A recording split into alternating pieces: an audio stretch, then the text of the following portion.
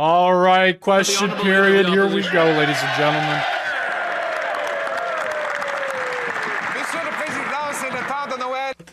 Mr. Speaker, Christmas is around the corner, but the Liberals are already acting like the Grinch. Canadians are the ones who should be unhappy because of grocery costs. They want delicious, affordable food. But according to Dalhousie University, Canadians will have to pay $1,000 more next year for groceries.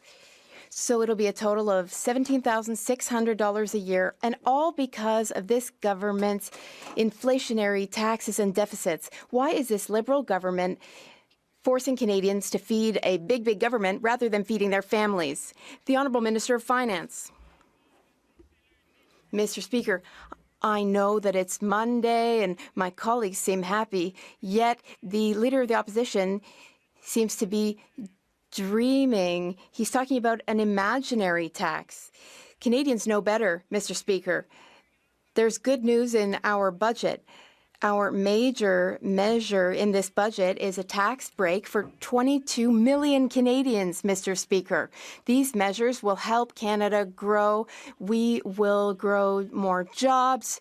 We will grow our economy. I hope the Conservatives are going to wake up before Christmas and vote for our budget, Mr. Speaker. Mr. Speaker, this Christmas, the Prime Minister is the Grinch of the grocery store. Yep. According to Dalhousie University, the cost of groceries will be up $1,000 in 2026 for a total of $17,600 just to feed a family of four. The Liberal Grinch, who brings in an industrial carbon tax on the farm equipment, fertilizer and food processors. The Liberal Grinch with a food packaging tax. The Liberal Grinch with a $78 billion inflationary deficit. Will he get rid of all of these hidden grocery taxes so Canadians can feed themselves at Christmas? The Honourable Minister of Finance. Mr. Speaker, it's Monday and we have good news. Canadians knows it.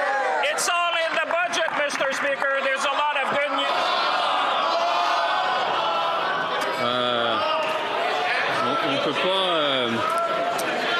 On peut pas lever le livre de cette façon-là. One can't raise a book like that. It's one thing to read or quote from it, but we can't wave it around. Speaker, I understand. I think that the budget would be a great Christmas gift, Mr. Speaker, to all Canadians. I would just hope that the Conservative would wake up and make sure that they vote for the budget before Christmas, Mr. Speaker. We're going to build our nation. We're going to create jobs. We're going to build housing. We're going to create infrastructure. Mr. Speaker, this is the best gift they can give to Canadians. I just hope they'll do the right thing for them. The Honourable Leader of the Opposition. If they want to combat their own cost of living crisis, the Liberals would focus on approving pipelines that would sell more oil, boost our Canadian dollar so Canadians could buy affordable food and homes. In fact, there was such a pipeline, the Northern Gateway. Liberals killed it in a 2016 cabinet decision, a decision the Prime Minister supported. They further blocked it with a Liberal ban on tanker traffic off the northwest BC coast. The Prime Minister claims to have changed his mind in a recent MOU. So will he be able to change the minds of fellow Liberals and vote for his own MOU and allow a pipeline to the Pacific? The Honourable Minister of Natural Resources. Mr. Speaker, it's a sad day because the Conservatives are divided. The Conservative premiers across this country support this MOU in its entirety. The Leader of the Opposition is seeking to divide this country, and we can see through that cynical tactic. The MOU is about building a strong country. It's about doing it in an environmentally responsible way in partnership with Indigenous peoples. It would be great if the opposition joined all the other... I think they have the volume turned up in the House because, my God, everybody is loud. The Honourable Leader of the Opposition.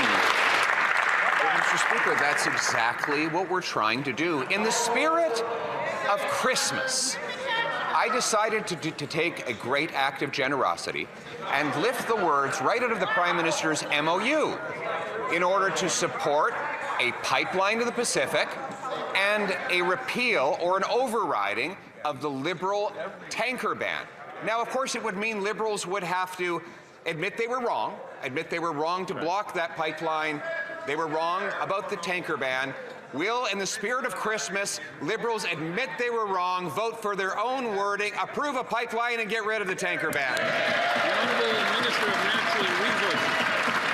Mr. Speaker, in the spirit of Christmas, I'd invite the Leader of the Opposition not to cherry-pick parts of the MOU, but to support the entire MOU, which is what all of the Conservative premiers across this country are doing, which is what this side is doing. It's how we will build strong. Stop being cynical and build this country with us. The Honourable Leader of the Opposition.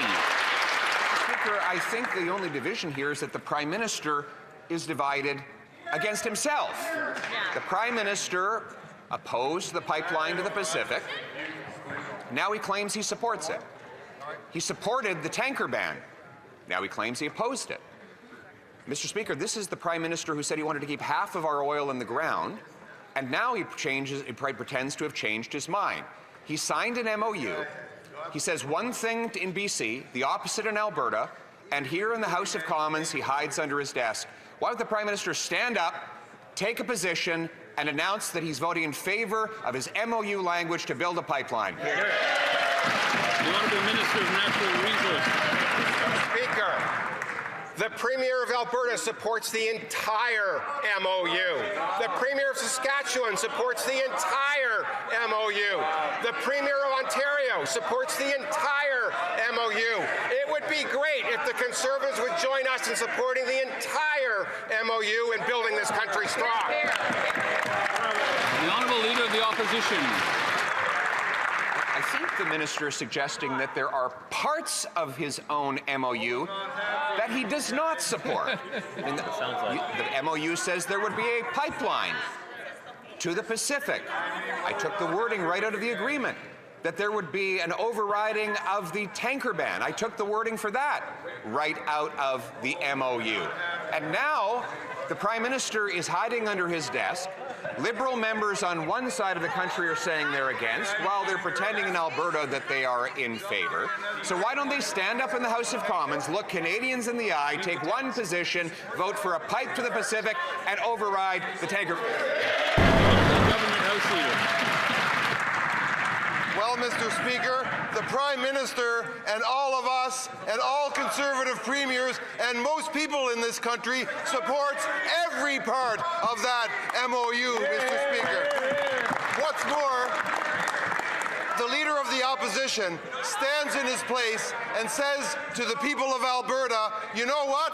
That little thing that they said was progress for our province, that made us a leader in renewable technologies, made us a leader in nuclear energy, made us a leader in interties, made us a leader in conventional electricity, that's all off. I just want this one thing. Alberta's